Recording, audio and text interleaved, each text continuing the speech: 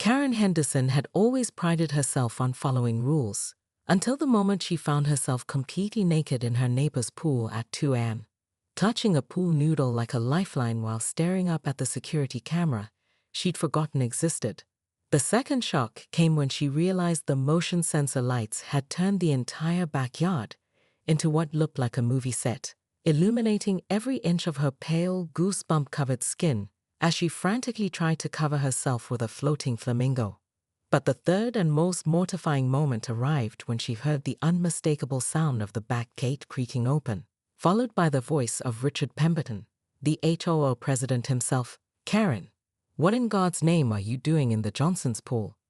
3 hours earlier, Karen had been sitting in her pristine living room, obsessively reviewing the HOA violation notices she'd written that day. 23 infractions, a new personal record. She documented everything from Mrs. Chen's slightly overgrown roses to the Martinez family's garbage cans being 6 inches too far from the curb. Her laptop screen glowed with spreadsheets tracking every neighbor's compliance scores, color-coded by severity. The heat wave had been unbearable for 5 straight days, and her own air conditioning had died that afternoon. The repair company couldn't come until Thursday. Karen had paced her sweltering house, growing more irritated by the minute as she watched the Johnsons' crystal-clear pool through her bedroom window, unused while they vacationed in Europe. "It's practically a health hazard," she'd muttered, wiping sweat from her forehead. "Stagnant water breeding mosquitoes." She'd written them up for it earlier, of course, but the fine wouldn't process until they returned. The idea had crept in slowly, like the oppressive heat itself. Just a quick dip. Who would know? The Johnsons were gone for another week, and she had keys to all the properties for emergency inspections. Technically, this could be classified as checking their pool maintenance, couldn't it?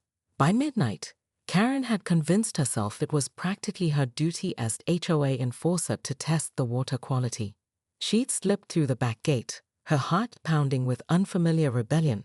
The water looked so inviting under the moonlight. One thing led to another, and somehow her sensible pajamas had ended up in a heap by the pool deck.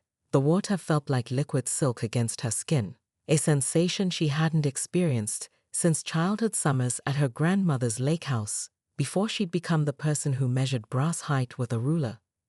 Now, trapped in the spotlight with Richard Pemberton's shocked face staring down at her, Karen felt something she'd never experienced in her 15 years, as the neighborhood's most feared rule enforcer: complete, helpless vulnerability.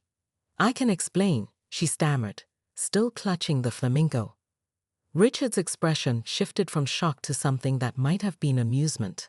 "This should be interesting." Richard sat heavily in one of the Johnsons' patio chairs, pointedly looking away as Karen scrambled for her pajamas.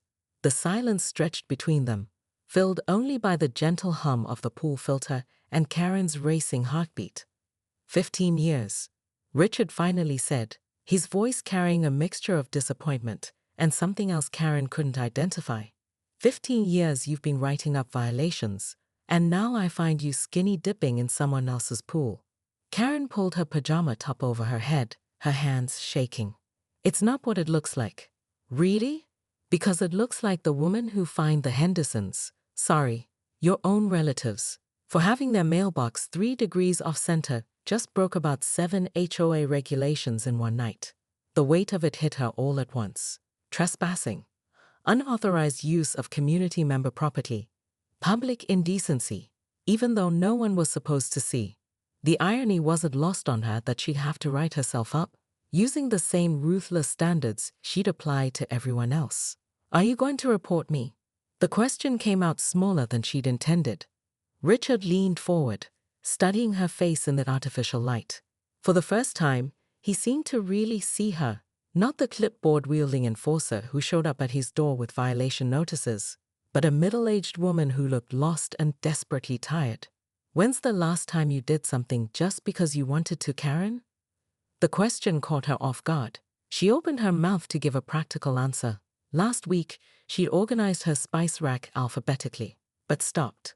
When had she last done something purely for joy? "I don't know," she admitted quietly. "Your AC's broken, isn't it? I saw the repair truck at your place this afternoon." She nodded, surprised he'd noticed. Richard stood up, walking to the pool's edge. You know, I've been HOA president for 8 years. You want to know the biggest problem we have?